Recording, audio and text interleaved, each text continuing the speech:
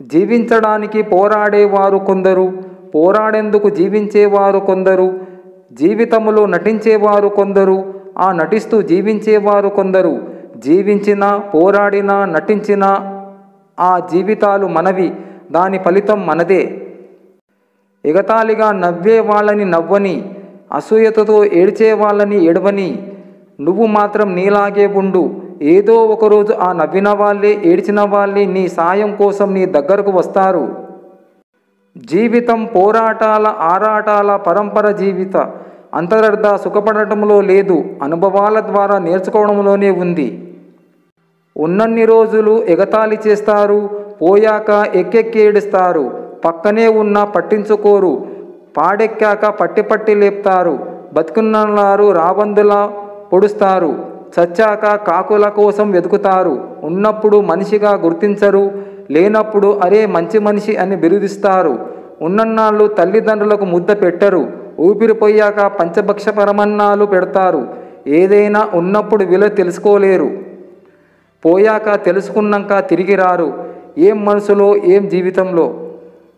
ఆకలి గొప్పదా, ఆలోచన గొప్పదా అంటే ఆకలి అవసరాన్ని చూపిస్తుంది, ఆలోచన బ్రతకడం నేర్పిస్తుంది. మన జీవితంలో ఎన్ని బంధాలు ఉన్నా సరే, మన ఇష్టాలను కష్టాలను పంచుకోవడానికి భగవంతుడు మనకంటూ ఒకరిని మన జీవితంలోకి పంపిస్తాడు. అలాంటి వారిని మన అహంకారముతో దూరం చేసుకోకూడదు.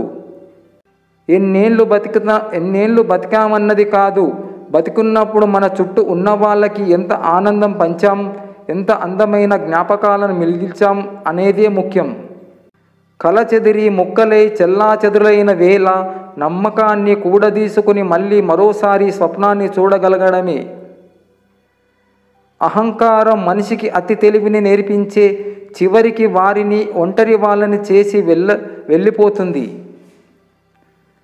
కష్టం అనేది లేకపోతే సుఖానికి విలువ లేదు, కోపం అనేది లేకపోతే ప్రేమకు విలువ లేదు. ఎండాకాలం సూర్యుని తిట్టిన వాళ్ళే చలికాలం సూర్యుడి కోసం 1000 కళ్ళతో ఎదురు చూస్తుంటారు. అలాగే ఈరోజు మిమ్మల్ని కాదని వెళ్ళిన వాళ్ళే ఏదో ఒకరోజు వెతుక్కుంటూ వస్తారు. కావలసింది ఓపిక. మార్గం తెలిసినవాడు మేధావి, చూపించినవాడు నాయకుడు, దాటినవాడు సమర్థుడు. మార్గం తెలిసి చూపించినవాడు దాటినవాడు అసమర్థుడు. మనకు ఇష్టమైన వాళ్ళు కోపముతో ఒక మాట అన్నారని తొందరపడి అలిగిపోవద్దు. ఎందుకో తెలుసా? ఇష్టమైన వారు చూపించే కొంచెం కోపములో కూడా కొండంత ప్రేమ ఉంటుంది. కొమ్మల్లో కూర్చున్న కోకిల కనబడదు, కానీ దాని పాట వినిపిస్తుంది.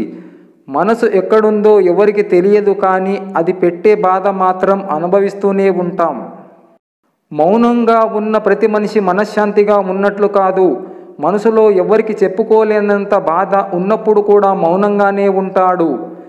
ఎవరు మనవాళ్ళు కారు, కేవలం వాళ్ళ అవసరాల కోసం బంధాన్ని కలుపుకుంటారు.